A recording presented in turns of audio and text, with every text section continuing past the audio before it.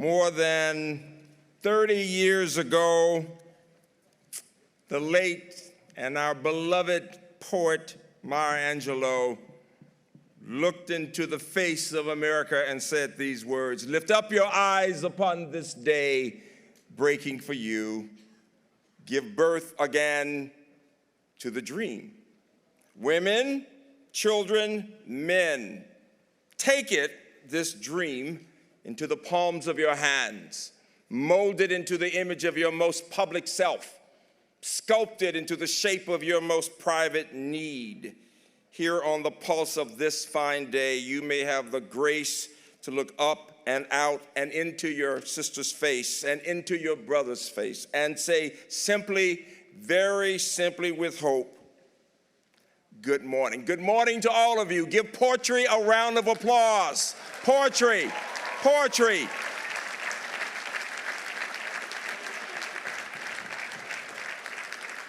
President Kumar, the members of the board, faculty, staff, alumni, parents, families, and to this incredible class of 2025, good morning! This is your day. I said to some students as I came in, you're really dreaming, students. You are freshmen, and in a minute you're going to wake up and realize you have 4 more years to go. Just putting a little humor into things, all right? This is really your day. I had the privilege of talking to a number of your classmates. I wanted to hear something about the students, about you. And I asked them to give me some advice. And so I'm going to say something about 3 or 4 students and then have them stand. And so let me just tell you a few things. Impressive students, all of whom are leaders like you, representing you, all of whom plan to serve. Annika is going on to get a master's in nursing. She talks about becoming a nurse practitioner and one day hopes to open an oncology practice in a rural community. And then Lena is going on right as soon as she finishes to a trail maintenance program and to focus on wildfire prevention. But she's going to become a high school math teacher. Yay, math. I get goosebumps doing math, yes.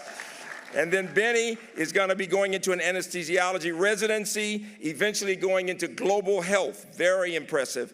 And then Joel will be working in a paralegal in a law firm and then decides between grad school and law school. And then Eva has been an interfaith ambassador here, and she's going to a service fellowship in Israel to work with underrepresented populations. So I want my kitchen cabinet, Anika, Lena, Benny, Joel, and Eva to stand and give them a round of applause, wherever you are, stand.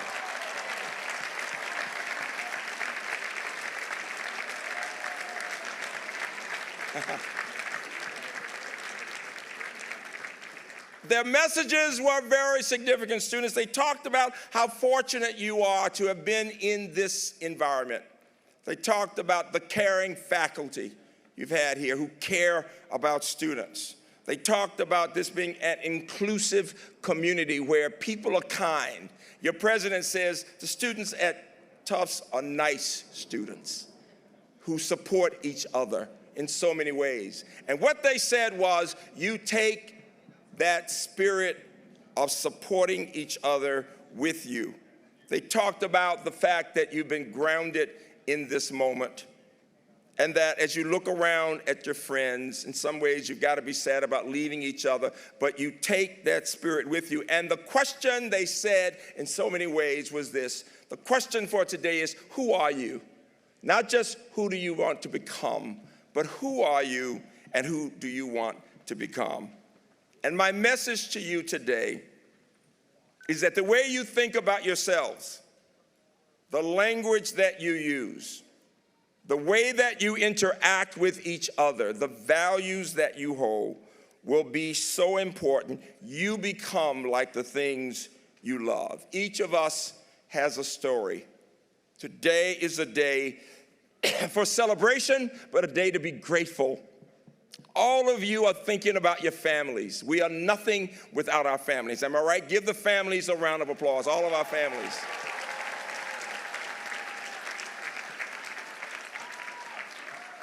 And you know, I'm going to take a liberty here. I know it's past Mother's Day, but give our mamas and grandmamas and all of them a round of applause.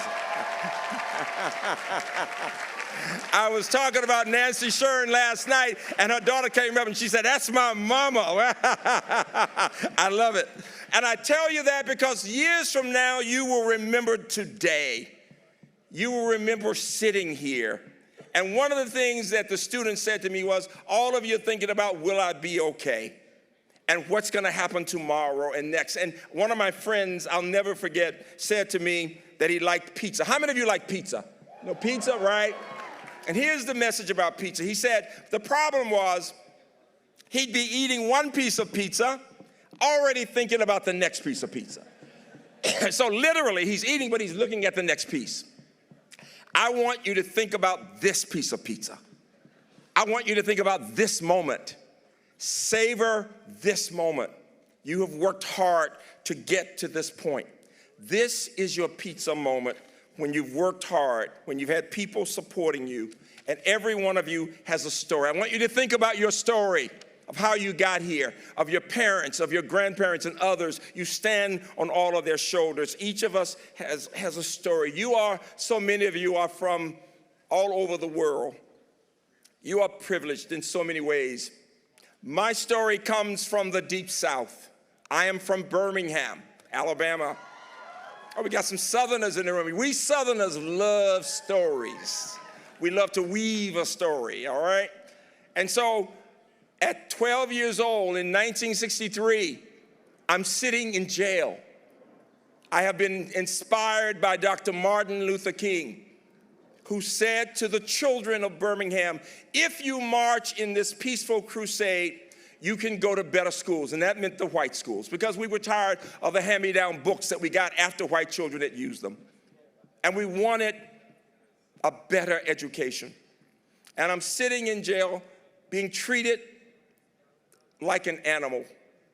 And all we had done was march, wanting to kneel and pray on the steps of City Hall for a better education and for a chance to drink out of a clean water fountain. And Bull Connor, the police commissioner, looked at me and he said, "What do you want, little nigger?" And I said, "We want to pray for our civil rights." And he picked me up and threw me into the police wagon, and we went off to jail for 5 nights. And I'll never forget being so afraid. And the message from Dr. King when we looked out the windows, when our parents were there, he said, what you do this day will have an impact on generations to come. And somehow we sensed that it was a profound message. And within a matter of a year, that was 1963, when you know your history, within a year we had the Civil Rights Act and the Voting Rights Act within 2 years and the Higher Education Act, and all of a sudden things began to change. Things began to change. They did. They did. They began to change. And the point I'm making to you right now is that there are times when things get dark. There are, and we wonder, will we be okay? But things happen, and all of a sudden, they get better. They do, they really do. And interestingly enough, those things change in such a way that, believe it or not, in the 60s, you couldn't have had a president whose name was Dr. Kumar. You couldn't have had a provost who was a woman in a research university. That's how different the world was. I couldn't have been president of a predominantly white university. The governor of my state of Alabama had said I could not go to the University of Alabama because I was black. And yet things did change. And so 7 years after that, I'm this fat little nerdy math kid. And I've gone to Hampton, my beloved Hampton Institute in Virginia. And I'm graduating from college in 1970. And why I'm so moved today as I look into your faces is I'm sitting there at graduation in May of 1970, 55 years ago. And I'm so excited and I'm so scared. And I'm frightened for 2 reasons. 2 reasons. Number one, I'm about to go off to grad school. It'll be my first time at a university where everybody will be white, and I'll be the only black kid in the class. And I know I'm good in math, but will I be good enough? All right? And the second reason I'm scared is I had just asked my girlfriend to marry me, and she said yes. Oh, my God. Oh my God, and she was so smart and so pretty, and I'm thinking, am I worthy? And what kind of husband will I be? She doesn't know I'm really a silly little kid, right? And I'm here today to tell you that 55 years later, she kept me, and we're having our 55th anniversary. Give my wife a round of applause. Jackie, and without Jackie, I am nothing. Relationships matter. Your partner, your wife, your spouse, whatever, they matter. And somehow I made it through grad school, and somehow I became a college president, and you will be okay. Somehow, but let me tell you what's amazing. I could never have imagined 55 years later that a young woman would write her truth in your paper and find herself kidnapped and arrested for speaking her truth somehow and be put in jail. I could not have imagined that. 55 years later. But let me tell you that all of America salutes your president and Tufts University for supporting that student, Ms. Ozturk, for supporting her.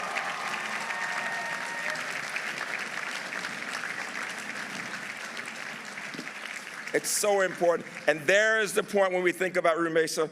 She said something recently. She said, I still believe in this country and the right to free speech and to due process. And I say the same thing. After 74 years of living, I'm about to have my 75th. I never thought I'd be this old. My students told me I was walking history, all right? And so I can tell you when you say, oh, we're going down the tubes. No, we are not. I believe in this country because as Hrabowski said, we believe in the people, in you. In you, this country will be okay. Give me a round of applause for America. For America. We believe in this country. At my commencement, and this is why it's so hard for me not to cry, at my commencement, we looked up into the face of this woman in the same way that people looked into the face of Ursula Burns when she became the first black woman, the head of Fortune 500 company. What? Is that possible? Oh my God, Ursula Burns. In the same way we looked into the face of a Tufts graduate who's the first black woman department chair at Hopkins in the School of Public Health. And when we look into Keisha's face, Dr. A big deal, in just recent, big deal.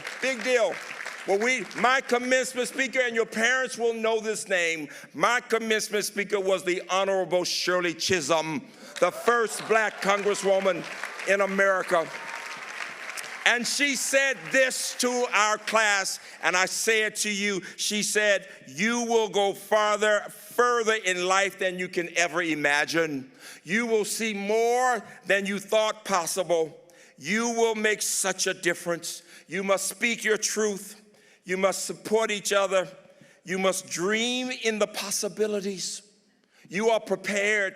You have been, whether you're in engineering or business or the social sciences, you're grounded in the humanities. I listened last night to one of your graduates, Nancy Shern. I heard her talking about the power of the arts to help us understand who we are as people, to teach us to be activists, to fight against injustice, to look in the mirror at ourselves and say, we can do this, we are better than all of this. Martin King said at his Nobel Peace Acceptance Award, he said, right, temporarily defeated, is stronger than evil triumphant. I'll say it again and I want applause. Right, temporarily defeated, is stronger than evil defeated.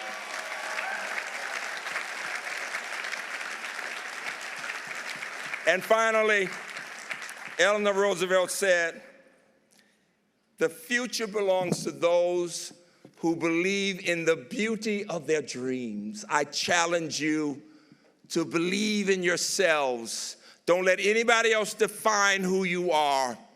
Dream big. Prepare to serve and to lead. You are well prepared. Roll up your sleeves. Get ready for the fight. You are ready to change the world because you were born to change the world. Congratulations to the class of 2025. Congratulations to the class of 2025. You are amazing. Know it. Believe it. Don't you ever give up.